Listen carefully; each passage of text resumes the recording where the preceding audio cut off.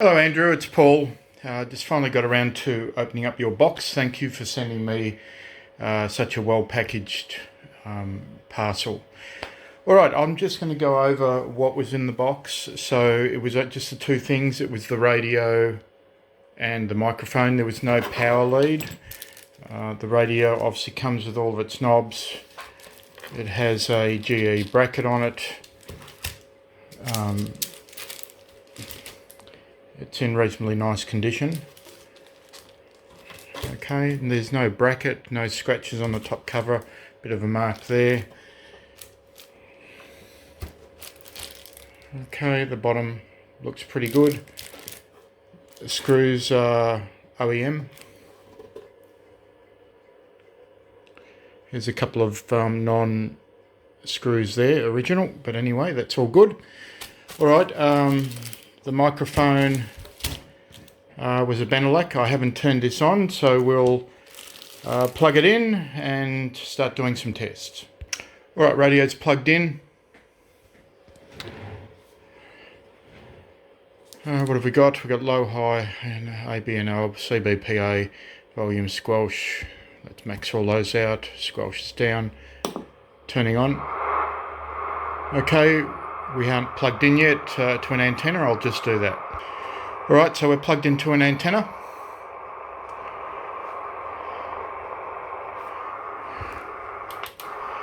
It's an 18 channel radio. Yep. That's odd. Channel 2, it's going dead quiet. And channel 5. Okay, so there's issues with the channel selector, I'm guessing, and the board. I've seen this a few times. All right, now let's do some on-air tests. All right, just bear with us. Okay, we're on channel 1. Let's do a frequency check. So we'll TX, we're on AM. 270135, so we're 1.5 hertz and it's moving around on frequency. 1 2 1 2 1 2 1 2 1 2. So the audio sounds good. Let's put her into lower sideband. All are 1 2 1 2 1 2 1 2 1 2 1 2 1 2 1 2.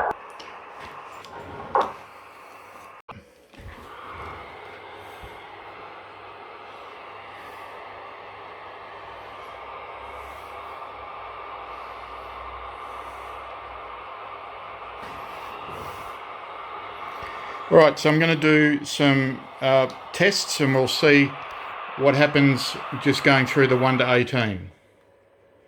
Alright, we've got the meter there. Number 2, no TX. Power, power, no power, no power, power, no power, power, no power, power, power, no power, power, no power, no power, power, no power, no power. Alright, I'll just quickly take the covers off and have a look. Alright, I've just taken the cover off, and first of all, the first thing I notice is that the channel selector's been out. All the wires have been desoldered along here through to the header connector.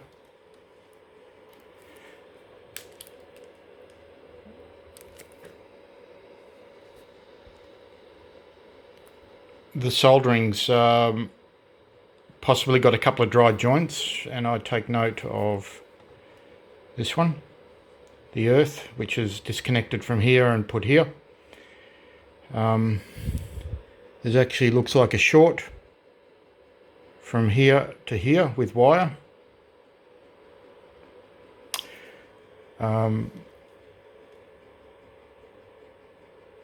all of the caps are original here.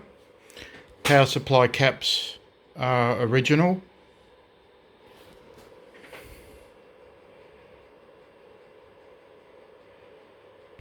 Okay, this is the top side of the cover.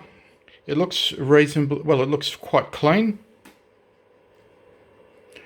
This is the one that this cap here causes a lot of problems, and yours is not without issues here. The good news is it doesn't look like there's no slider modifications done here. The PLL02A chip doesn't look like it's been removed. However, someone's gone over this looking for dry joints, because this is all fresh solder. At some point these pins have been desoldered, and these two, see the different colours in solder, but that's all fairly recent, and the flux hasn't been cleaned off. It doesn't look like, yeah, well, you've got a cracked slug there, so somebody's been at it, trying to tune it. They've obviously thought that the issues with it not TXing has been due to the VCO. I'll just go over, this is an area of concern right here. See this discoloration? I'll just get a better pointer whilst you're looking at that area.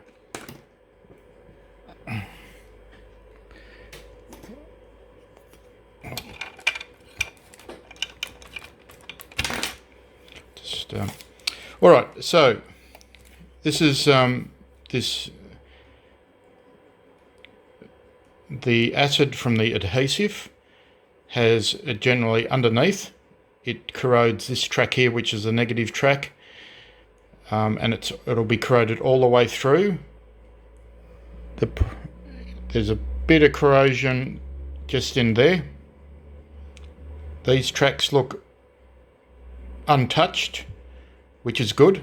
Normally you get corrosion coming down from this leg here, and this gets burnt out. Anyway, so this one is damaged. We will have to jumper that, and this one here is damaged all the way through to about here from the positive leg, and that will be all, but that'll be all damaged underneath that cap as well. So we'll replace that cap and we'll fix those tracks. The reason for this damage is that the adhesive that they use to secure this cap to the board turns acidic. It actually, the adhesive, because of the size of the holes that they use on the through board, it goes down the negative lead, and underneath this board it eats away all of the circuit board. I'll just show you what it does. I've got a spare board here. So this is one of my spare boards which I tried to repair and rebuild, because the top looks fantastic. All right. And on this one, it didn't show all the typical signs that there were problems. So that's the positive side, that's the negative side.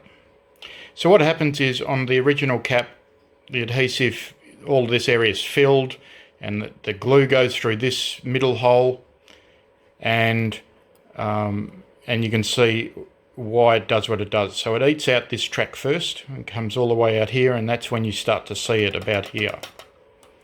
And then over time, the positive one gets eaten, but it comes up through this connector here for some reason. So I'll flip it over and I'll show you.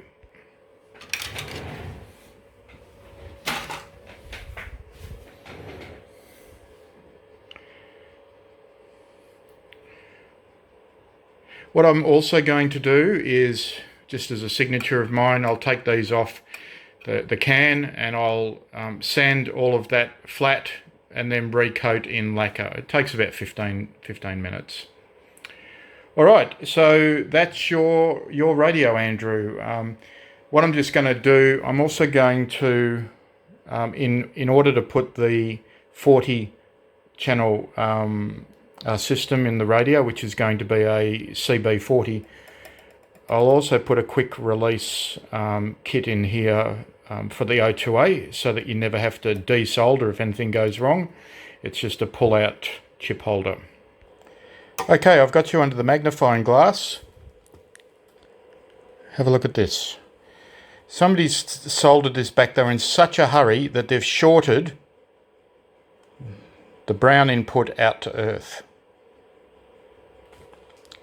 This one is not even a proper electrical connection. And this one, I don't know if this is shorting, I'll have to check it. But my first port of call on this is to sort all this out and try and get full 18 channels back. So I'm just going to spend a couple of minutes on this and see what's happening. All right, thank you. Okay, soldering has been redone. And I've just done a quick clean. Remember, this is for the purposes of testing, to see if the problem we have with... Okay, Andrew, I've redone all of the solder joints along here, done them correctly. This was directly shorting, that was a dry joint, that was shorting, the purple one here. And let's test all of the channels now to see if we've got TX across the 18. Alright, the speaker's removed, so we're not going to hear anything. We're in AM mode. Let's go to channel 1. Okay, so TX, TX, TX, TX, TX, TX, TX, 13, 14, 15, 16, 17, 18.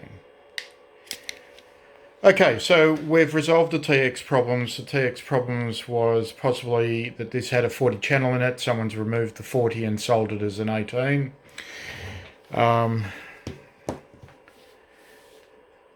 The radio is now fully operational. As I said earlier, it needs a full alignment to fix up the frequency and where it's at, high and low, upper sideband to lower sideband. Need to calibrate that to the service manual, and then we start. I will do that after the cap change, and go through and do a top bottom board cap change. Also, the most difficult ones are these 2, 3 in the oscillator area, because the underneath of this board there is a big steel can that all has to be desoldered and removed. Bit of time there. A bit of time, obviously, with the removal of these boards and then putting them back. But overall, I would be replacing the VCO as discussed, putting in a removable chip holder for the O2A, replacing all the caps with new quality caps. Do a bit of tidy up here. Oh, actually, no, because we're going to be putting the CB40 in. So we'll install the CB40 with the 40 channels, and then just go over the radio. There you go. Thank you very much. I'll speak to you shortly.